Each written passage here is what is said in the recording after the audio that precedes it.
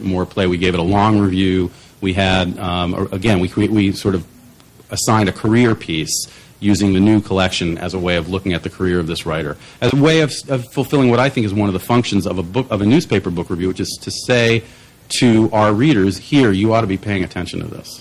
And that, too, I think, is something that is ethical in a different way, because we all are part of this conversation about books and literature, and I think we need to be cognizant of that and what it means, both in terms of criticizing books and also in terms of championing them. Thanks.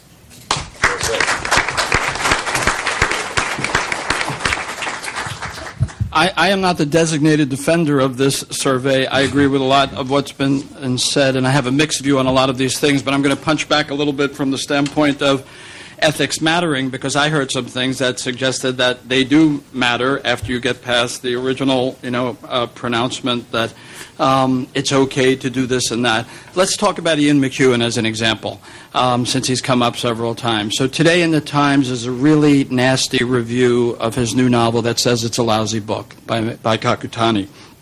Now, I thought it was a terrible review, as I think a lot of her reviews are terrible reviews. In other words, every sentence she quoted from McEwan was a better sentence than any sentence she wrote herself in the review.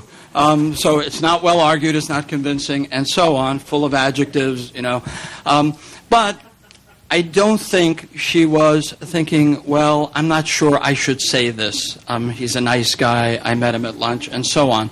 And one of my concerns when I've assigned and as a reviewer and so on is, can you write an honest review? Can you be honestly negative? That's usually the challenging question if you don't like a book. So, Christopher, if you read Ian's book and you actually shared Kakutani's opinion, could you say it? Would you say it? And when you talk about the reader, who loses in this, who gains? It seems to me readers do lose when you get phony reviews from friends that say this is a great novel, when secretly you're thinking, boy, this was really disappointing, but I can't say that about him.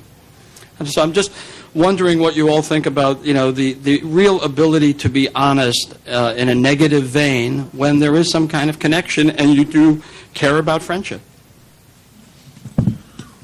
Well, I think if I was sent a novel by Ian McEwan and really disliked it, I probably would decide not to review it.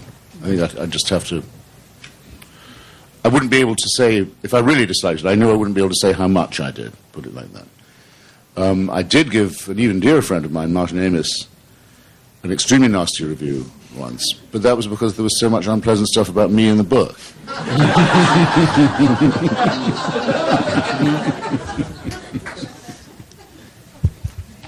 I felt he earned it. That review was obviously vetted before it was he had a assigned. bad review coming for that one. I want to say something about that. It's very simple not to review a book.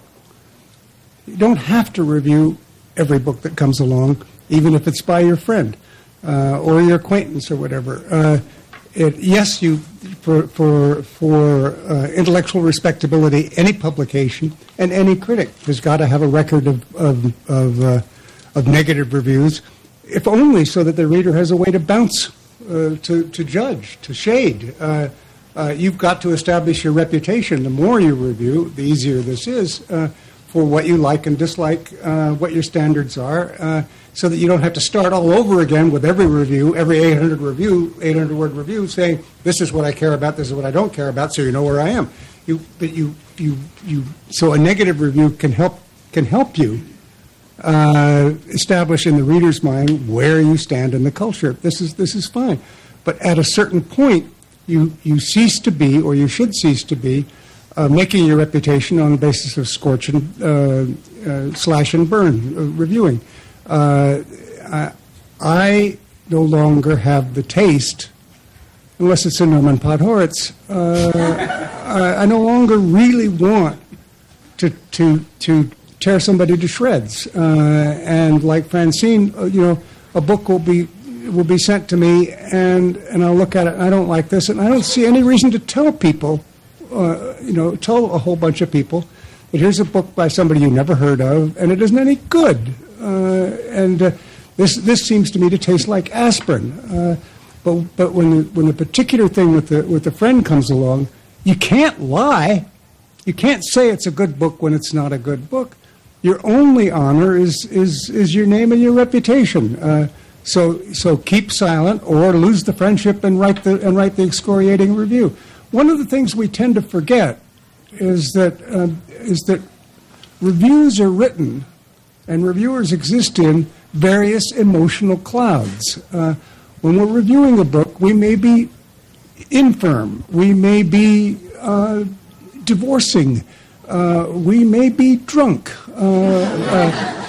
We may be so full of hatred for the world for reasons that can't be explained, or just depressed. And in comes a book, and we're not being fair to it. We've got to always consult our own weather before we send those words out. There was a time in my life when I was basically killing myself with alcohol, and I was finding in every book that was sent to me for review reveries of the sort that fit right in with the reveries that I was indulging in, this often had nothing really to do with the book itself or what the author intended. It had to do with what I thought I needed and my self-pity and everything. And after looking at a couple of these things when they were published, I decided to give books a rest for a while because they were more important than to be used in such a way. And so I just stopped, and then I sobered up, and then I felt I could at least, you think against yourself as a reviewer. You say, okay, what are my preconceptions here that may interfere? And once you've done that, the next part of the process is to say, okay, if I really like this book or I think the argument is important, how can I get the reader to see this? And that becomes your active craft. That becomes the interesting thing that Francine demands of a review. Okay, you mount an argument. It's an act of seduction, but you want somehow to recreate in the reader the experiences that you had when you read the book. So friends, acquaintances, enemies don't have nearly as much to do with it, or ought to have nearly as much to do with it, as your honest encounter with that book at that time, to the best of your ability, to report to the reader what happened to you when you were lost in it. For years, I wrote reviews for the New York Observer, and my editor there was the wonderful Adam Begley, who knew that he could send me books that would really irritate me for extra literary reasons, and that I would go kind of nuts and just write these trashing, hilarious reviews. And, books about the life-saving wonders of plastic surgery and so forth, that I would just, and nothing is more fun, I have to say, than writing that kind of review, because often you can use these books to mock themselves. All you have to do is quote. But finally, it just began to seem sort of sickening to me, and I couldn't do it anymore. There are many ways of writing a negative review. Every so often, you really feel you have to write one. I just reviewed for the Times the new Jim Crace novel, a book I didn't particularly like, but I think he's a wonderful writer. And there's a way of saying that and doing that without just wanting, for some strange reason, to destroy the writer, destroy the book, and destroy the person's career. Oh, there's a wonderful some advice from Evelyn Waugh about this. When you want to praise faintly, for example. If it's Hollywood, you probably know this. Someone's done a ghastly film, and you say, you must be very proud. or the other thing is you say, you've done it again. With book reviewing, it has to be a little more subtle than that. Evelyn Waugh suggests that you say, Mr. Crace's many admirers will find much to like in this book. That would really sting if someone said that about me.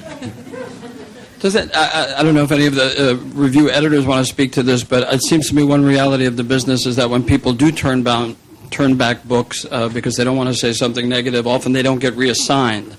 And that old notion that any publicity is good publicity, any coverage is worthwhile coverage. Does that bother anybody, that if you turn down a book, maybe that book by the first-time novelist won't get a review? Yeah. I sent back The Historian, that book, and because I thought it was the worst thing that I had ever read in my entire life, and it became a mega bestseller. So it doesn't seem to me that I did that much harm. I think it depends on the book. for a variety of reasons. One is that, these things are time sensitive, especially in newspapers.